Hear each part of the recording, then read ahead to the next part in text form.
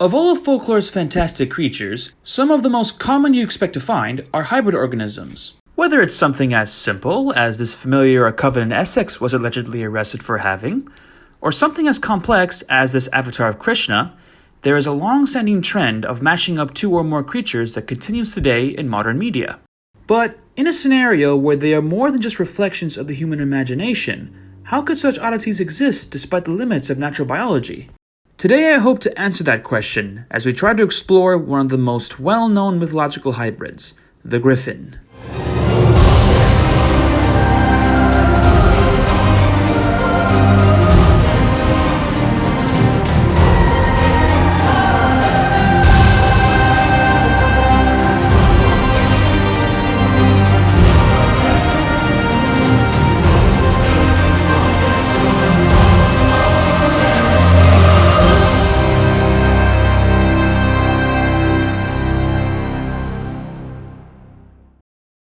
So when these creatures are brought up, what usually comes to mind is something like this: a lion with the head, wings, and forelimbs of an eagle, as well as tufted pointed ears. Pretty simple. However, when I started reading about them, I was pleasantly surprised to find they have a more complex history than what is generally assumed. To start off, it is agreed that the name might be derived from the Greek word for curved or hooked, and indeed, Greek literature is where the word comes from, first appearing in the poem Arimaspia, documenting the Greek poet Aristeas' travels to the east in 675 BCE. Although the original was unfortunately lost, the sections discussing these creatures were frequently referenced by other authors of the time. Throughout their works, griffins were generally described having the head and wings of eagles and the body and four limbs of lions, their name probably referencing their curved eagle-like beaks.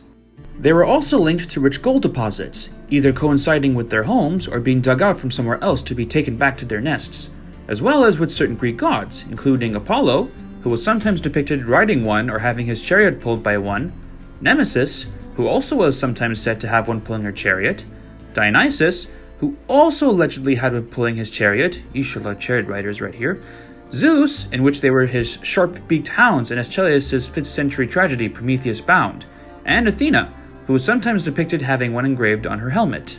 Sometimes, the griffins in question were given the same qualities as the gods they associated with, such as a connection to the sun and wisdom like Apollo, and being protective emissaries of Nemesis, punishing whoever tries to steal their gold. While all these characteristics are shared, two different types were generally described by Greek writers. One is more commonly shown in Greek art and pottery, and is identified by very long pointed ears and a fin-like mane going down its neck. It is believed to guard gold in the mountains of Scythia, or what is now northwestern or northeastern Europe, although some authors, like Roman geographer Pomponius Mela, specified its range within the Riphean mountains of Scythia's northern region, allegedly between the Cave of Boreas and the Hyperborean region of the world, although others extended as far as Ethiopia. There was also rumor that they had leopard-like spots, which was dispensed by Pausanias in his description of Greece. But regardless of how they were described, they were always in constant conflict with Arimaspians, a race of one-eyed humans who lived alongside them and often tried to steal their gold. Initially described by Ctesias in his Indica, the second variant was said to live in India and is more vividly described as being wolf-sized and black in color, with a red chest or underside. However, in his On Animals, Alon also added that they had fiery eyes, dark blue necks, and white wings. Though smaller and comparatively not as adept in flight, they were still said to be formidable creatures that actively fought other animals. Some sources said they could best elephants and even dragons, while others claimed that only elephants and lions were strong enough to defeat them. There were also two contrasting beliefs about their relationship with gold and how the locals harvested it from them. They either collected whatever nuggets they'd drop as they flew back to their nests, or the gold only coincided with their homes, and their hostility was really to protect their vulnerable young, in which it was best to wait at night to safely acquire the gold while they slept. By the 12th century, griffins were incorporated into medieval lore, and that's when they became fixed with having eagle-like taloned forelimbs instead of a lion's forepaws, as well as other added traits. In De Animalibus, Albertus Magnus wrote how they deposit agates in their nests for their beneficial properties, with others adding that their eggs were also made of agate. Robert Chester's poetical bestiary Love's Martyr included emeralds and jaspers to the treasures lining their nests. In his itinerary, Benjamin of Tudela is the only source to place them in the land of Zin, or modern-day China, based on a story he heard of two sailors being attacked while visiting. John Swan's Speculum Mundi redescribed the black-colored Indian griffin as having a purple chest instead of red. In his 14th century book of travels, Sir John Mandeville claimed how they were stronger than 8 lions and 100 eagles put together, capable of carrying a whole horse or 2 oxen simultaneously, as well as being large enough that cups could be made from their claws and bows from their ribs or feather tips. In the New Dictionary of Heraldry, Stephen Fryer said their claws had medicinal properties and their feathers could cure blindness. Secco de Ascali also proposed that they kept emeralds, as well as fearing poisonous animals despite their famed strength and ferocity. And finally, Isidore of Surville proposed that the Scythian griffins mentioned earlier developed a hatred for horses after the Arimaspians continued their assault on horseback. Much of these wonders meant that objects related to griffins were highly prized in medieval courts, including their eggs and goblets supposedly fashioned from their claws, though in truth these were really ostrich eggs and antelope or ibex horns. Their amalgamation of lions and eagles made them seen as especially bold and courageous creatures always drawn to other fierce monsters, perfect for heraldic symbols denoting strength and military prowess. Like many other medieval creatures, they were also envisioned embodying Christian ideals, with their union of aerial and terrestrial creatures becoming the symbol of the dual human-divine nature of Jesus. They were also believed to mate for life and find no other partner if one or the other died, becoming an emblem of the church's opposition against remarriage. 2 other variants existed in heraldry. In Britain, males were called keithogs or auks, and were wingless with a single horn on their heads and spines projecting randomly from their bodies, which were meant to embody the rays of the sun. While the assumingly female traditional-looking griffins remained unnamed, keithogs were comparatively less common and suspected to have derived from the heraldic panther. Present on a number of German royal family arms is another variant called the sea griffin or griffin marine, resembling a traditional griffin with its leonine hindquarters replaced by a fishtail. There are other beliefs regarding these creatures, but their original historical and cultural source remain unsubstantiated. These include their role as a king of all creatures in their combining of the king of beasts and birds, how it attacks only when provoked or in the face of evil, invading sacred sites and royal families, how their claws could neutralize poisons or change color in their presence, and a belief that they were wise and wily creatures that challenged people to answer riddles, much like the Greek Sphinx. Now, I don't know where any of these ideas come from, and the fact that I couldn't find their historical source to confirm them makes me question whether any of these are legit. So, how were these creatures concocted in the first place? To answer that is to learn about the time period when they were first introduced by Aristeas. Their uptake into Greek culture coincided with what is called the Orientalization period, a culture event occurring around the 7th century BC, where Greek art, technology, and literature became heavily influenced by Near Eastern civilizations, as Greek explorers were recording their travels to Near East and Asia, explorers like Aristeas. It is likely that his stories were adopted from the Scythians, a nomadic people who spanned from southeastern Europe to Central Asia and Mongolia, as they frequently depicted these creatures on their gold artifacts and tattoos. However, beforehand, creatures combining the traits of birds and big cats were variously represented in ancient Near Eastern art, the earliest coming from Iranian and Egyptian depictions dated back to before 3000 BCE. These included winged lions, winged sphinxes, avian-headed lions, and avian-headed lions with wings. More variation existed in these forms, as they could also have or lack tails, ears, crests, wattles, horns, manes of hair or feathers, teeth, and varying neck lengths. Even the specific species they were based on weren't always consistent, their avian characteristics including those from eagles, falcons, vultures, and even peacocks, as well as other big cats aside from lions. Such creatures were also depicted in Levant, Syria, and Anatolia during the Middle Bronze Age around 1950 to 1550 BCE, and persisted into Iron Age Iranian cultures such as Laristan, Achaemenid, and Iran's northwestern region, where they were sometimes called sherdals or lion eagles.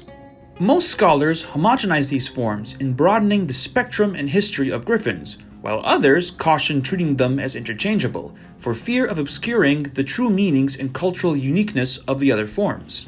And I personally agree with the latter, knowing that different cultures coexisted in the Near East, and while this trope of bird-big cat hybrids was shared among them, each of them had their own symbolic and literary intent.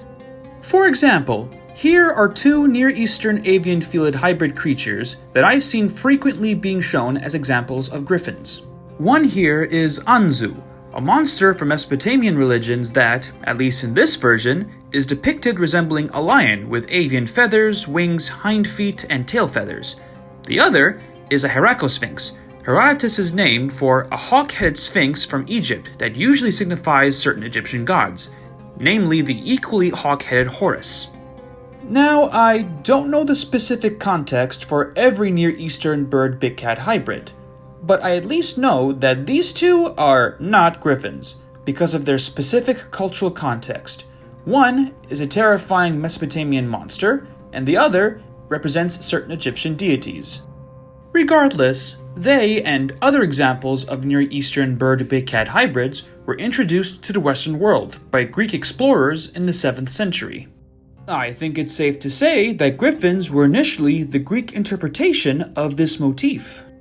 On a side note, I thought it was interesting to learn that in relation to this, according to writer Michael D. Winkle in his book Gods, Demons, and Symbols of Ancient Mesopotamia, the pointed ears of both Scythian and medieval griffins may be derived from how Syrian and Babylonian monsters often had the long pointed ears of donkeys, meant to help emphasize their powerful, untamed nature.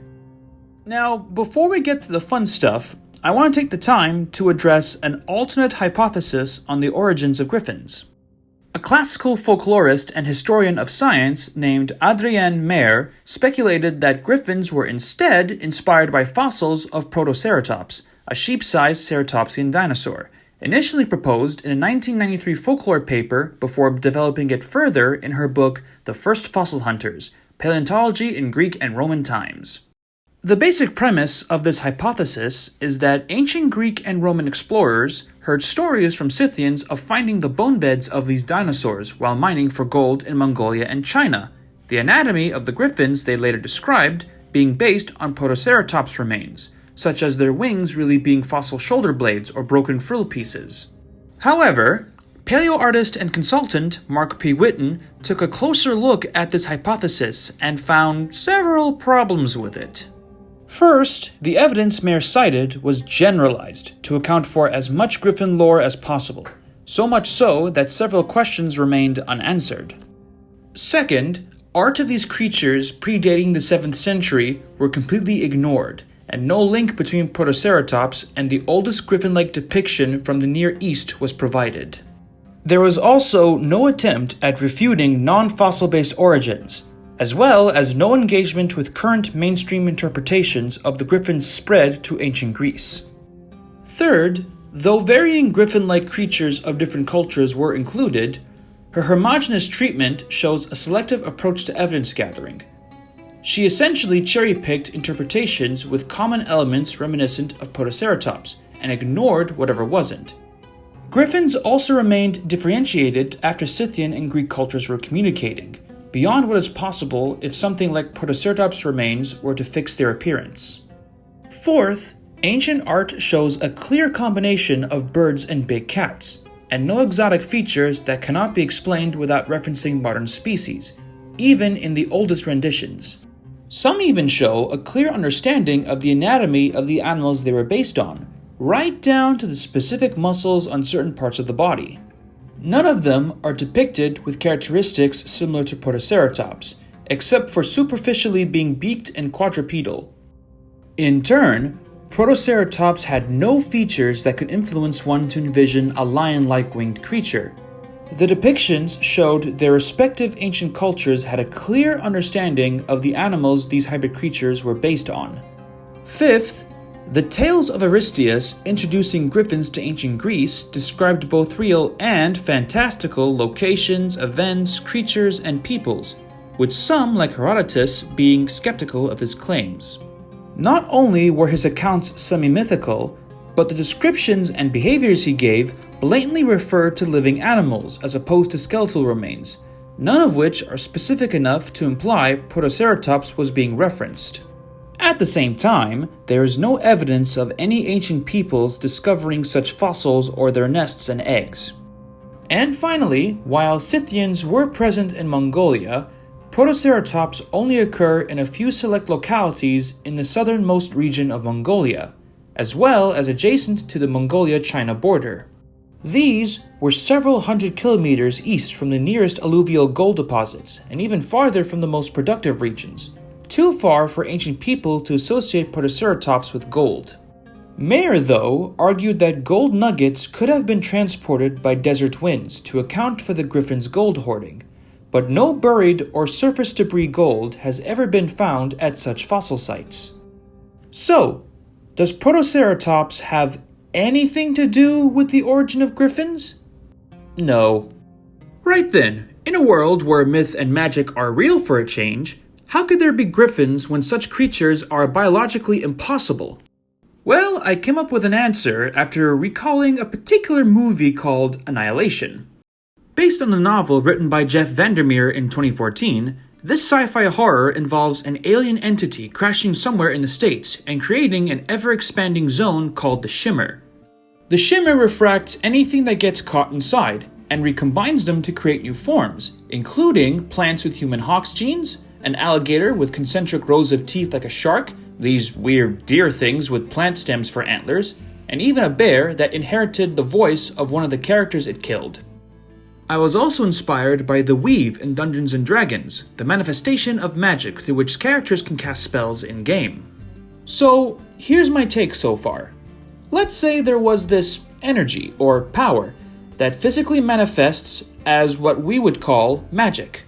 Whatever it is, it unconsciously alters living things, either with simple small changes or major dramatic ones, such as recombining the genetic makeup of two or more creatures into completely new life forms. It's not as figured out as I would like it to be so far, as I would need to explore and answer what magic itself would be if real. But I've applied this to almost every myth and legend I've read thus far, and it has been the only thing that justifies the existence of fantastical characters and creatures. Until then, I'm calling this effect unnatural selection, the process through which magical fauna and entities appear. To compare, while the changes during natural selection are driven by the differential survival and reproduction of individuals, the changes resulting from unnatural selection would be much more random and coincidental. Going back to our Griffins, since there is no story explaining their origins, they would be an example of naturally occurring magical creatures, despite their hybrid nature being anything but natural. It is unknown, though, what specifically happened. Did several generations of cubs in the womb get spliced with avian traits? Were the two mixed from residual genetic material like scattered blood or feathers? Were adults changed drastically without warning?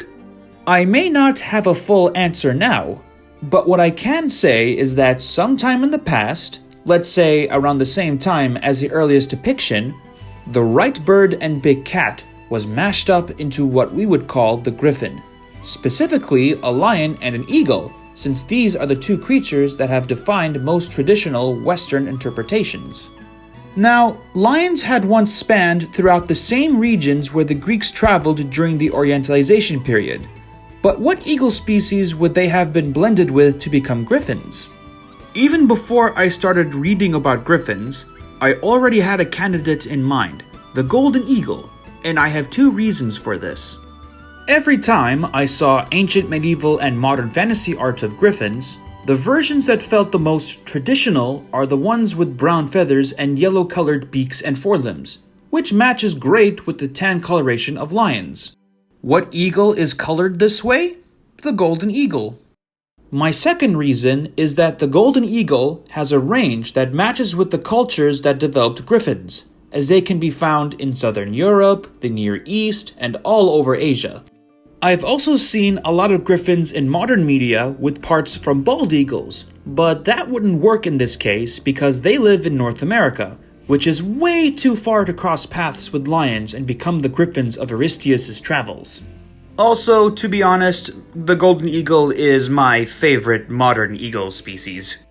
Now, we discussed 3 main Griffin variations: the Scythian, Indian, and Western medieval. There were others I found out about last minute, and there are other creatures from different cultures that look similar to Griffins, but I don't have the time to explore them all, and so I'm only going to focus on these 3 for now. Let's start with the Western medieval Griffin, since it looks the most conservative, which for me means the other variations are different species that were further altered by the effects of unnatural selection. The head is simple enough, right? Just a regular golden eagle with pointed ears, right? Well, unfortunately, while sketching, I ran into a problem. A golden eagle's skull is not structured in a way that could support the same attachment space required for mammalian ears. I solved this problem by adding a little extra section shaped after the skull of a lion. This wouldn't be unreasonable for them to have, as griffins are hybrid creatures based on lions, but I did it to ensure their head wouldn't look too different from a regular golden eagle, especially since most of its head and neck would be covered in feathers. Speaking of which, the extra attachment space on the skull results in a neck that is much thicker than it usually would be on a regular golden eagle, especially as I was trying to figure out how to attach its eagle-like head on a lion's body. And in case you were wondering, I used a photo of a CT scanned golden eagle so I can know what the neck would look like underneath the feathers. Now, the ears were something else I had to consider.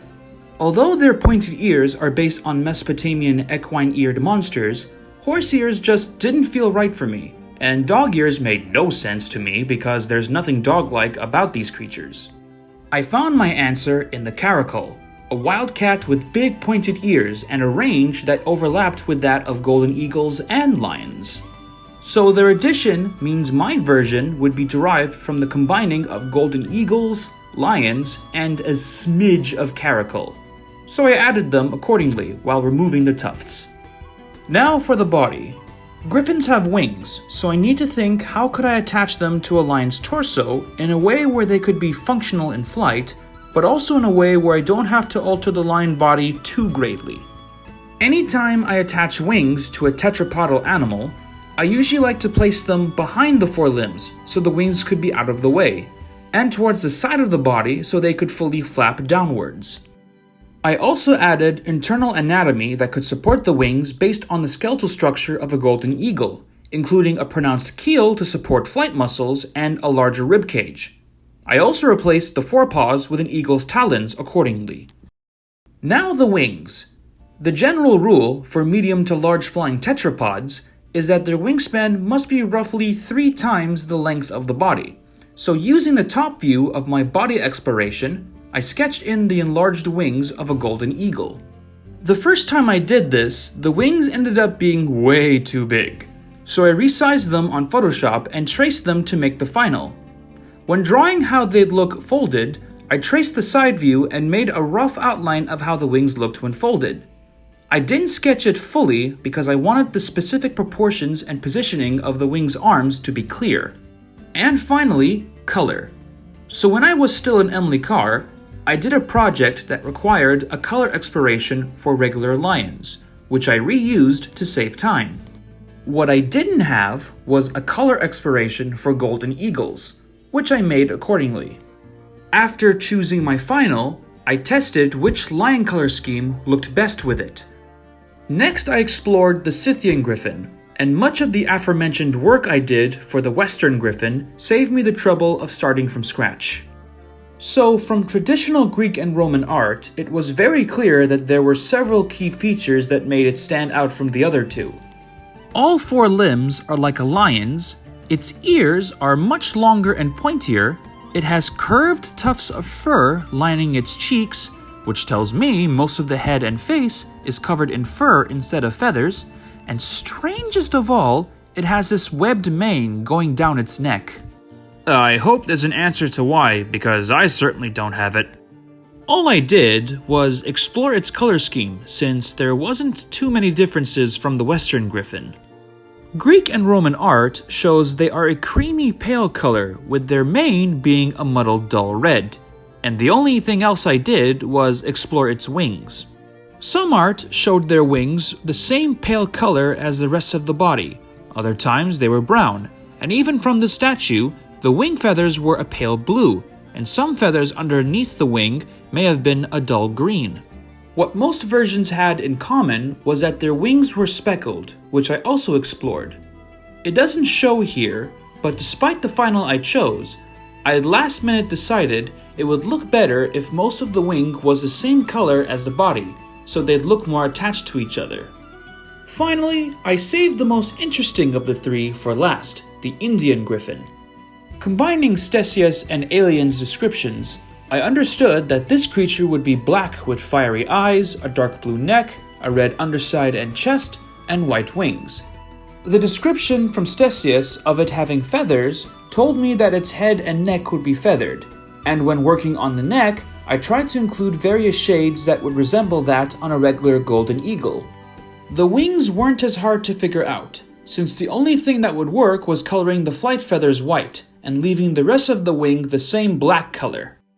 Now, aside from the lore established earlier, I'd think their behavior would be like that of lions and golden eagles, minus the lion's sociality, since I couldn't find anything in traditional depictions suggesting they were social.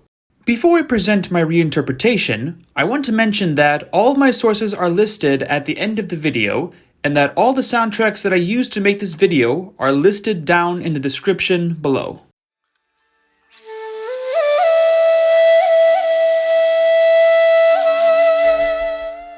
Griffins are chimeric creatures descended from northern lions combined with golden eagles through a random instance of unnatural selection, their oldest depictions in ancient art suggesting they appeared before 3000 BCE. They generally resemble lions with the head and wings of golden eagles, most of which also having pointed ears comparable to a caracol's, though various different species are known, to which only 3 will be discussed for now. The Scythian griffin is a species spread from the Carpathian Mountains to the Pontic-Caspian steppes in Ukraine. Except for their wings, they are predominantly covered in fur and have long ears, a fin-like mane going down their necks, and are pale beige in color. Their wings, however, are speckled, and their wing feathers are pale blue, with their dorsal secondary feathers being pale brown, and their ventral secondary feathers being pale green. The Indian griffin, also known as the Ctesian griffin, ranges in India and is smaller than most other species, growing only about 85 centimeters tall at the shoulder. They have feathers extending from their head to their neck and are predominantly black in color, with fiery eyes, dark blue colored necks, and white wing feathers. Males and females are easier to tell apart by the color of their underside, with the former having a red underbelly and the latter having a purple underbelly. Native to both Western Europe and the Middle East from Israel to Iran, the Western griffin is the most widely known species and more strongly resembles the animals it is derived from, with their avian and leonine parts colored exactly like their regular counterparts and lacking any deviations or extra features. Unlike the other 2 species, their feathers extend beyond the neck and wings to cover their chest and lower arms, and their forelimbs are eagle-like instead of lion paws. Their more conservative characteristics, as well as iconography discovered in Susa dating around the 4th millennium BCE, points to them being the earliest of their kind to appear, with all others subsequently being divergences. They are also known for laying agate-colored eggs. Like eagles, griffins have a highly developed sense of sight and can see objects in full clarity from 118 feet or 36 meters away. Compared to regular lions, they have larger hearts and lungs that are also combined with enlarged avian air sacs, and their bones are also both hollow yet reinforced to support comparatively larger muscles. All these features enable griffins with both powered flight and great bulk without sacrificing one for the other, being powerful enough to carry objects 90% heavier in the air, despite being 42% lighter than lions, and their air sacs also give them greater stamina on the ground. Their long and broad wings make them just as proficient flyers as golden eagles, which can remain soaring in the air for extremely long periods of time. When flying, They often hold their wings in a slightly upturned V shape and make 6 to 8 deep wing beats interspersed with 2 to 3 second glides. When unhurried, their flight speed is 45 to 52 kilometers per hour, but they can accelerate up to 190 kilometers per hour and reach speeds of 240 to 320 kilometers per hour when diving. The exception, however, is the Indian griffin, which is not as adept compared to other species. Most griffins catch and kill prey in 2 different ways, both of which using their agility, speed, and a sturdy grip. On the wing, they swoop down and grab targets before dropping them from an extreme height. And on the ground, they sneak close and pin down whomever they catch with a fast and powerful leap, eating them alive afterwards. The Western Griffin, however, is a more efficient hunter thanks to their long, sharp talons and a tighter clasp that can fatally puncture or crush vital areas of prey. Mated pairs may even hunt cooperatively, where one diverts the prey item and the other makes the kill. They mostly fed on mammals, particularly ungulates, and smaller creatures depending on availability, resorting to fish, carrion, stolen kills, and even livestock when wild prey species are not as frequent.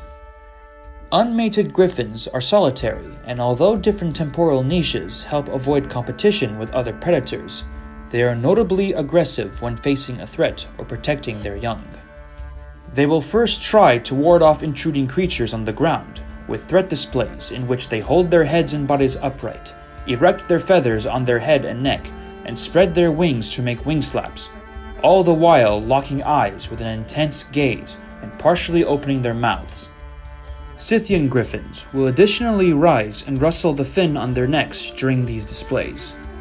In the air, threat displays take on the form of undulating flight and exaggerated downstrokes, and 2 griffins engage each other by rolling in the air whilst presenting talons or claws, sometimes locking them together and tumbling through the air until letting go or falling to the ground.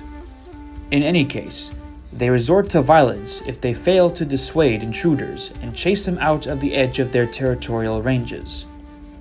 While territoriality is the prime cause for confrontations between non-mating griffins, juveniles are sometimes allowed to venture deep into the home range of adults, and all parties commonly avoid each other. Hunting and territorial fights usually occur in the morning from 9 to 11 a.m., and in the afternoon from 4 to 6 p.m., in which they spend most of the day resting. Like golden eagles, griffins make high, shrill, and weak sounds as contact calls between adults and offspring, intruders, or rarely breeding partners, though they have more of a tendency for silence. Much variation exists between the home range size of different griffin species, possibly dictated by food abundance. Typically avoiding forested regions and urban places, their hunting behavior makes them best suited for open or semi-open areas, and most are found in mountainous regions. However, they aren't solely tied to high elevations.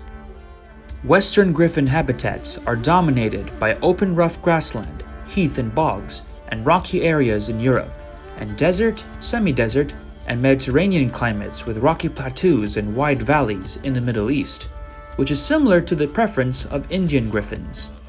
Scythian griffin regions, on the other hand, are characterized by low mountains, steppe, and alpine steppe. In any case, territorial ranges are established through spraying and scraping plots of ground and objects, and several nests are built with a high view of their surroundings that they may alternate between. These nests are mainly constructed from sticks and lined with bones, horns, antlers, mosses, lichens, grasses, leaves, and bark, adding nesting material year-round. They are also very attracted to shiny objects, and often decorate their nests with stolen objects and precious metals and minerals, including gold, emeralds, jasper, and agate. These may coincide with where they build their nests, or dug out from rich deposits elsewhere. Mating usually occurs in spring, and females start reproducing at around 4 years of age, with males not having a specific date. Griffins are monogamous, and a breeding pair is formed in a courtship display, where the male picks up one of its treasures and drops it before diving to catch it in mid-air. He will do this 3 times alongside the female, who will do the same thing with either one of his other treasures or her own. Scythian griffins initiate this behavior with up and down head movements that help stretch or shake the fin on their necks. Much like regular lions, griffins of both sexes may engage in same-sex mating and courtship activities. After 3 months of gestating, females will lay up to 4 eggs and incubate them for 6 weeks, with males providing most of the food. Blind and helpless, their chicks begin crawling a day or 2 after hatching before walking around at 3 weeks of age, opening their eyes 7 days after hatching. 1 or 2 chicks will typically survive to grow 2 months of age, when they develop stalking behavior and more aerodynamic wing feathers. Their first attempts at flight can be abrupt, with fledglings jumping off and using a series of short, stiff wing beats to glide down or be blown out of the nest while flapping. They take their first circling flight in the following 20 days, but won't gain height as efficiently until another 40 days, becoming independent and wandering off after 2 more months. Parents are not aggressive towards their young after leaving, and some juveniles stay within their territory until their second spring before leaving.